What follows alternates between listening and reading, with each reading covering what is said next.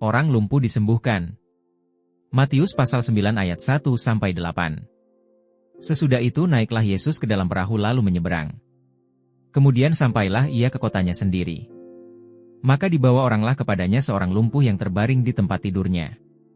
Ketika Yesus melihat iman mereka, berkatalah ia kepada orang lumpuh itu, "Percayalah, hai anakku, dosamu sudah diampuni." Maka berkatalah beberapa orang ahli Taurat dalam hatinya, ia menghujat Allah. Tetapi Yesus mengetahui pikiran mereka, lalu berkata, "Mengapa kamu memikirkan hal-hal yang jahat di dalam hatimu? Manakah lebih mudah, mengatakan, dosamu sudah diampuni, atau mengatakan, bangunlah dan berjalanlah? Tetapi supaya kamu tahu, bahwa di dunia ini anak manusia berkuasa mengampuni dosa." Lalu berkatalah ia kepada orang lumpuh itu, "Bangunlah, angkatlah tempat tidurmu dan pulanglah ke rumahmu." Dan orang itu pun bangun lalu pulang. Maka orang banyak yang melihat hal itu takut lalu memuliakan Allah yang telah memberikan kuasa sedemikian itu kepada manusia. Matius pemungut cukai mengikuti Yesus. Matius pasal 9 ayat 9-13. Setelah Yesus pergi dari situ, ia melihat seorang yang bernama Matius duduk di rumah cukai, lalu ia berkata kepadanya, "Ikutlah aku." Maka berdirilah Matius lalu mengikut dia. Kemudian ketika Yesus makan di rumah Matius, datanglah banyak pemungut cukai dan orang berdosa dan makan bersama-sama dengan dia dan murid-muridnya. Pada waktu orang Farisi melihat hal itu, berkatalah mereka kepada murid-murid Yesus, "Mengapa gurumu makan bersama-sama dengan pemungut cukai dan orang berdosa?" Yesus mendengarnya dan berkata, "Bukan orang sehat yang memerlukan tabib, tetapi orang sakit. Jadi pergilah dan pelajarilah arti firman ini, yang ku kehendaki ialah belas kasihan dan bukan persembahan, karena aku datang bukan untuk memanggil orang benar, melainkan orang berdosa." Hal berpuasa. Matius pasal 9 ayat 14-17. Kemudian datanglah murid-murid Yohanes kepada Yesus dan berkata, "Mengapa kami dan orang Farisi berpuasa, tetapi murid-muridmu tidak?" Jawab Yesus kepada mereka, "Dapatkah sahabat-sahabat mempelai laki-laki berduka cita selama mempelai itu bersama mereka? Tetapi waktunya akan datang mempelai itu diambil dari mereka dan pada waktu itulah mereka akan berpuasa. Tidak seorang pun menambalkan secari kain yang belum susut pada baju yang tua, karena jika demikian kain penambal itu akan mencabik baju itu, lalu makin besarlah koyaknya. Begitu pula anggur yang baru tidak diisikan ke dalam kantong kulit yang tua, karena jika demikian kantong itu akan koyak. Sehingga anggur itu terbuang dan kantong itu pun hancur. Tetapi anggur yang baru disimpan orang dalam kantong yang baru pula, dan dengan demikian terpeliharalah kedua-duanya." Perempuan yang sakit pendarahan. Matius pasal 9 ayat 18-26. Sementara Yesus berbicara demikian kepada mereka, datanglah seorang kepala rumah ibadat, lalu menyembah dia dan berkata, "Anakku perempuan baru saja meninggal, tetapi datanglah dan letakkanlah tanganmu atasnya, maka ia akan hidup." Lalu Yesus pun bangunlah dan mengikuti orang itu bersama-sama dengan murid-muridnya.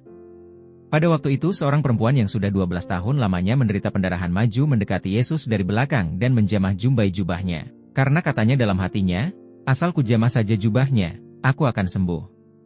Tetapi Yesus berpaling dan memandang dia serta berkata, "Teguhkanlah hatimu, hai anakku, imanmu telah menyelamatkan engkau." Maka sejak saat itu sembuhlah perempuan itu. Ketika Yesus tiba di rumah kepala rumah ibadat itu dan melihat peniup-peniup seruling dan orang banyak ribut, berkatalah ia, "Pergilah, karena anak ini tidak mati, tetapi tidur." Tetapi mereka menertawakan dia. Setelah orang banyak itu diusir, Yesus masuk dan memegang tangan anak itu, lalu bangkitlah anak itu. Maka tersiarlah kabar tentang hal itu ke seluruh daerah itu. Yesus menyembuhkan mata dua orang buta.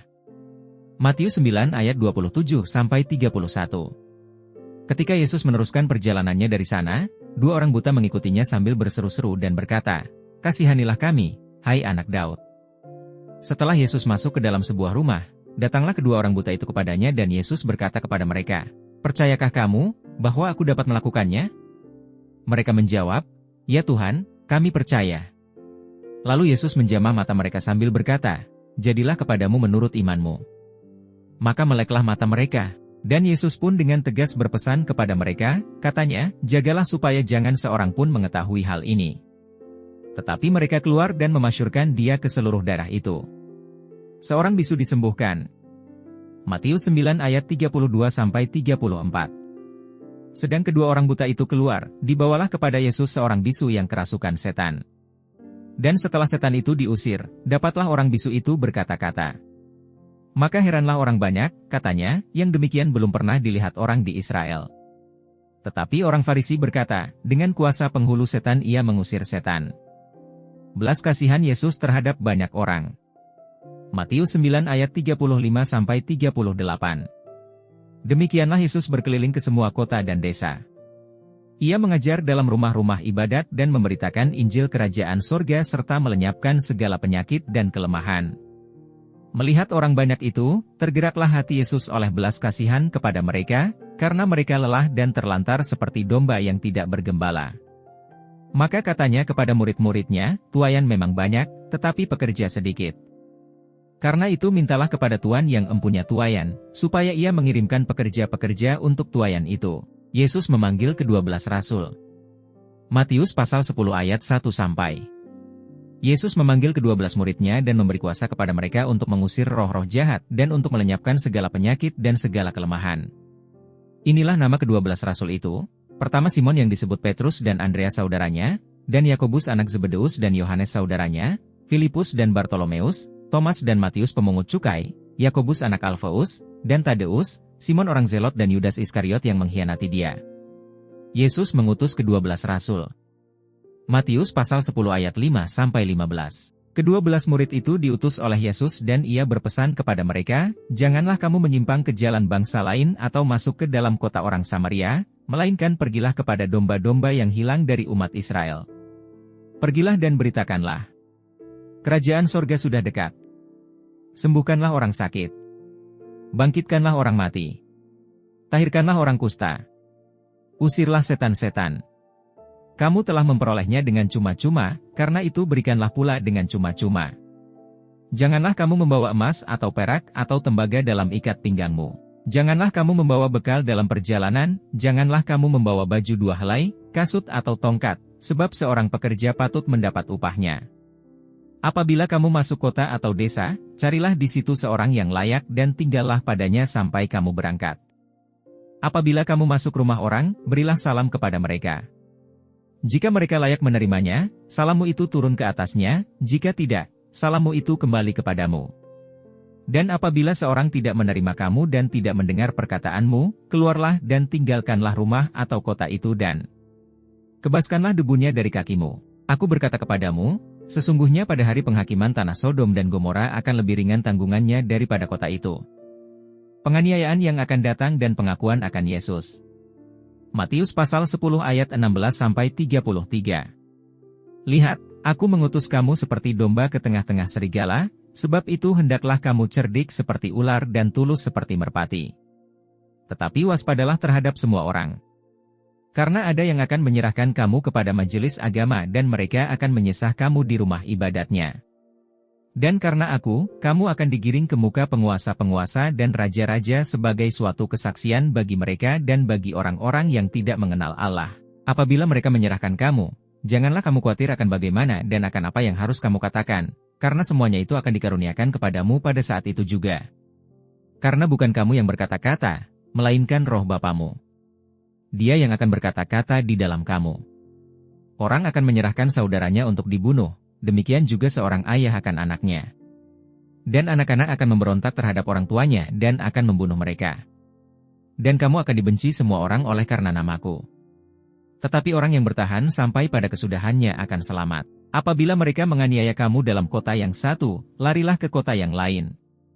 Karena aku berkata kepadamu, sesungguhnya sebelum kamu selesai mengunjungi kota-kota Israel, Anak Manusia sudah datang. Seorang murid tidak lebih daripada gurunya, atau seorang hamba daripada tuannya. Cukuplah bagi seorang murid jika ia menjadi sama seperti gurunya dan bagi seorang hamba jika ia menjadi sama seperti tuannya. Jika tuan rumah disebut Beelzebul, apalagi seisi rumahnya. Jadi janganlah kamu takut terhadap mereka, karena tidak ada sesuatu pun yang tertutup yang tidak akan dibuka dan tidak ada sesuatu pun yang tersembunyi yang tidak akan diketahui.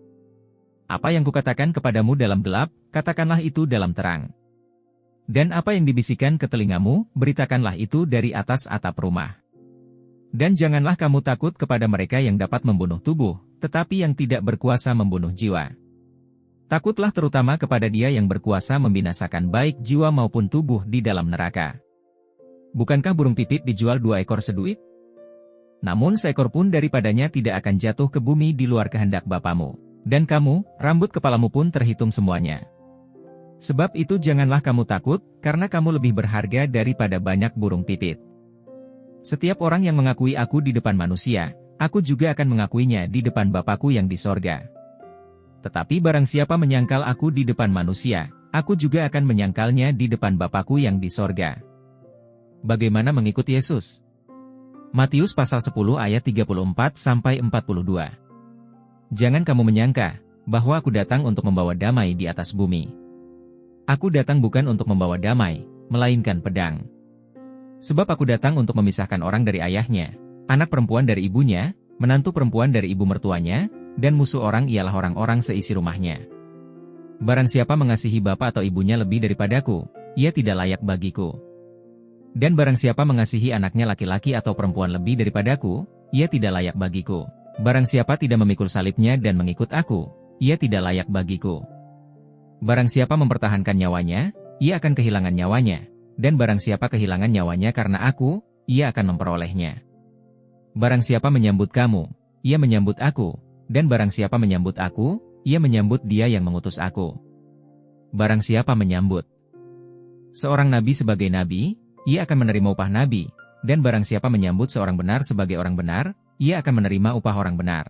Dan barang siapa memberi air sejuk secangkir saja pun kepada salah seorang yang kecil ini, karena ia muridku, aku berkata kepadamu, sesungguhnya ia tidak akan kehilangan upahnya daripadanya.